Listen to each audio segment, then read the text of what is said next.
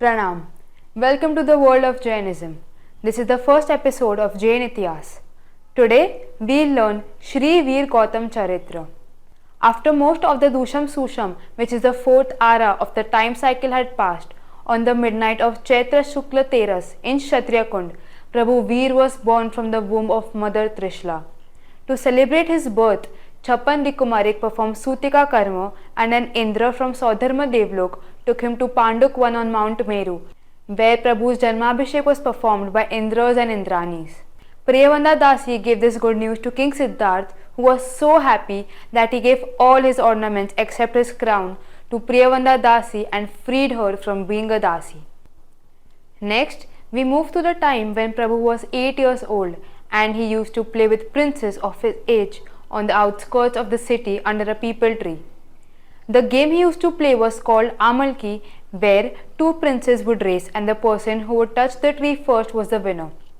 The loser had to lift the winner on his shoulders and take him to the starting point of the race. At this time, Saudharma Indra was in his council, and due to his Avdigyan, he knew about Prabhu Veer's endurance. He proudly claimed that no one is as powerful as Prabhu Veer. Mithyatvi Dev heard this and he did not believe Saudharma Indra. He wanted to test Prabhu Veer. He went down in the form of a snake to scare Prabhu Veer. He was lying down near the peepal tree to scare the princes. Everyone got scared, but Prabhu Veer was so strong that he just picked it up and threw the snake away. Second try, he took the form of a child and raced along with Prabhu Veer. He lost as Prabhu Veer ran so fast that he touched the peepal tree first.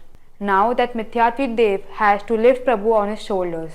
To scare Prabhu, he became as large as 7 palm trees. Prabhu Veer wasn't scared at all.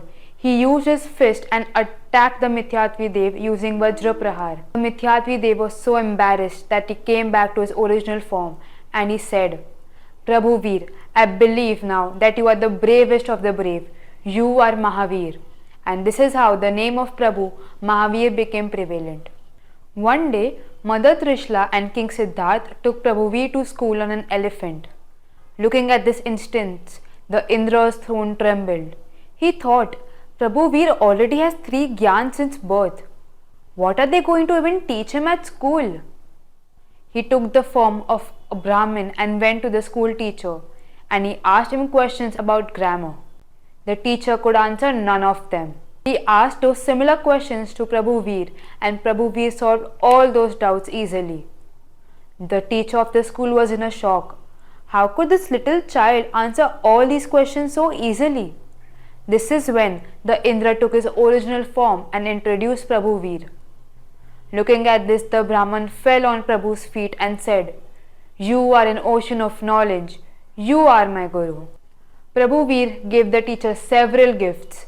And listening to this, Prabhu Veer's parents were so happy and took him home back with splendor. Fast forwarding to the time when Prabhu Veer attained youth, he was married to a woman named Yashoda, and with her he had a daughter named Priyadarshana. Priyadarshana was married to Jamali, and Jamali was the son of Prabhu Veer's sister. Until he turned 28, Prabhu Veer enjoyed the sansar and the worldly pleasures in an unblemished way, and till the age of 28 he was living as a householder. When Prabhu Veer turned 28, his parents left for their heavenly abode.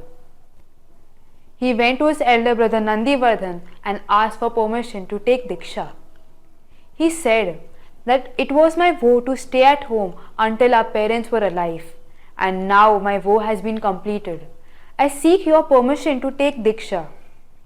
Nandivardhan replied, You are rubbing salt on my wounds. I am in the grief of losing my parents, and you want to leave me too. I cannot give you permission to take Diksha. We haven't completed mourning for our parents' death. Prabhu Veer accepted that and he said, Okay, I'll stay home for 2 more years, but till that time I will only consume pure food and I will follow Brahmacharya. When the right time arrived, the Lokantik Dev came and requested Prabhu, Jai Jai Nanda, Jai Jai Bhadda. Prabhu, accept Sanyam Dharma, end all your karmas and attain Keval Gyan. Establish Dharma Tirth and all the jeeves in the world can take the benefit of this. This is when Prabhu started his Varshidan. Normally, a Prabhu's Varshidan begins 1 year before his Diksha. There are a few specialities of Prabhu's Varshidan. Daily, the Devs and Devtas would make this announcement. O Bhavya Atmas, come and accept Varshidan from Prabhu's hands and you will get your desired results. The second speciality was that every day Prabhu Veer would donate 1 crore 8 lakh gold coins for 2 prahars, which was from the time 6 am to 12 noon. The next speciality was that only Bhavya Atmas could accept Varshidan, and according to their fate, the Indra would increase or decrease the Varshidan in Prabhu's hands. Indra and Indranis would also bring people from far off places to collect Varshidan from Prabhu's hands and later drop them off. The next speciality is that whoever would accept Varshidan from Prabhu's hands, even an elderly person would become as graceful as a young person. Whenever he would return home, his own wife would not be able to recognize him. According to Prabhu's Atishay, a person who accepts Varshidan from Prabhu's hands, their disease, may it be 6 months old, would vanish. They would also manifest contentment, and for the next 12 years they would not get any other disease. In this way, for 1 year continuously, Prabhu, by giving Varshidan, he ended the sorrows of people. Then, on Maksarvat Dasham, on a palanquin named Chandaprabha with a huge procession, Prabhu entered Gyat Khand, where he accepted Diksha. On a throne crafted by Indra, he removed all his ornaments and he did Panchmushti Loch. Post Diksha, Prabhu's hair, nails, beard, body hair, they do not grow due to Prabhu's Atishay. After doing Namaskar to the Siddh by saying Namo Siddhanam, he recited in a resoluted tone, Karemi, Samayam, Sabbam, Savajam Jogam Pachakami, which means that from now on, all the paps, all the sins are not worth committing. I will endure all the problems by animals, devs or humans. He left his family and he bid goodbye to them.